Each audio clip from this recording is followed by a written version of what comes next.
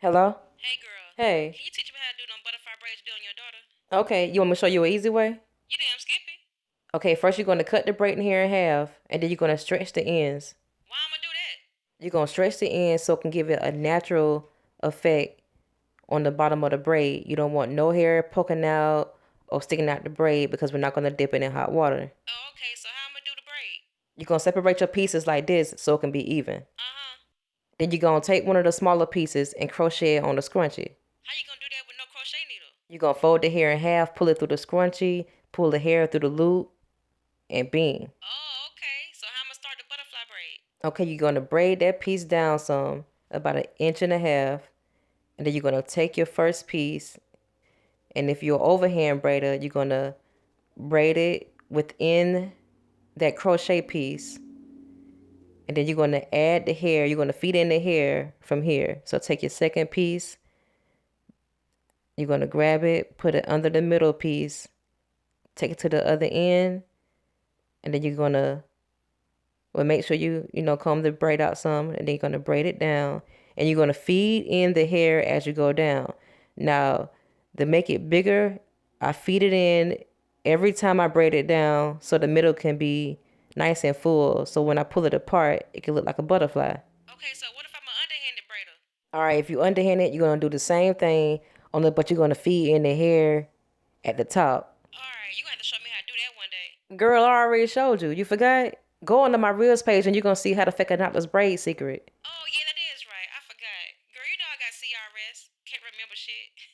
All right, so after you braid the hair loosely, you're gonna pull apart the hair from the middle so you can loosen it. How I make it look like a butterfly though? All you gotta do is pull the hair out a little more. So start from the middle, pull it out a little more, make sure it's nice and even to your liking because you don't want to pull one side and the other side looks smaller. Okay, so I ain't no stylist, so you need to give me a tip or something. Okay, I'm gonna give you a tip. As you pulling the hair apart, make sure you do not be too scared to pull it out because you're not gonna pull the braid apart if you get a little rough with it. To avoid the hair coming out, just braid the braid all the way to the end before you loosen it.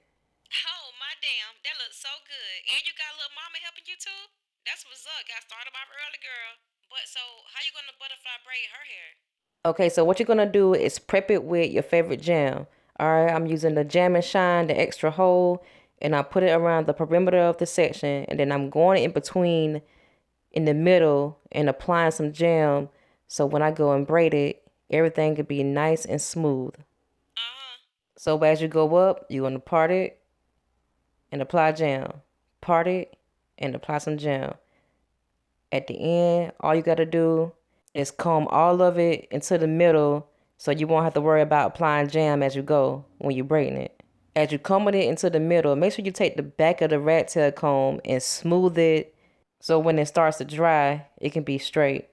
Blah blah blah. Okay, I get that part. Now, teach me how to stitch braid it the way you doing it. Okay, so if you don't know how to stitch braid the traditional way, you can try this easy beginner friendly way to get that stitch effect.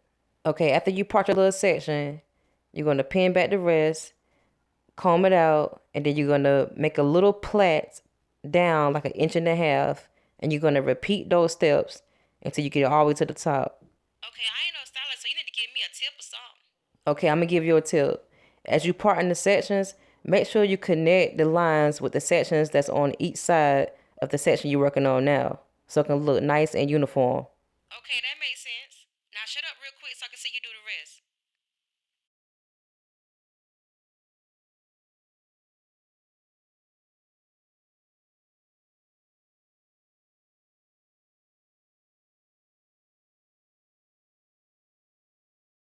Oh, okay. So how you gonna connect it? To connect it, all you gotta do is braid the braid up, going all the way up to the top, and make sure you don't pull the hair too tight because you just previously braided the hair in the stitches. Oh yeah, 'cause that's gonna be too much tension, ain't it? So after you do the same thing to the other ones, you're gonna prep for your next step. Shit, it look good like this. Hey, but how you gonna add the butterfly braids though? You gonna sew it in? Okay, this how you turn your stitch braid into a butterfly braid. You're gonna start off by crocheting a couple of small pieces at the beginning. Okay. As you get closer to the middle, use bigger pieces so it can look more natural. Okay, You can loop and knot your crochet pieces for more stability, but it's really preference. Okay, so what you doing now? Okay, now I'm going to braid all the crochet hair up to the top of the ponytail. Oh yeah, duh, cause this the hair for the butterfly braid. But just remember, as you braiding, make sure you braid real loose so you can be able to pull the hair apart with ease. Okay, now for the fun part. Okay, after you braid it all the way to the end, you're going to pull it apart to your liking. Make sure both sides is even. And now you're going to attach the butterfly ponytail that you created to the top. After you do your peak wraparound, you done. Thank you, girl.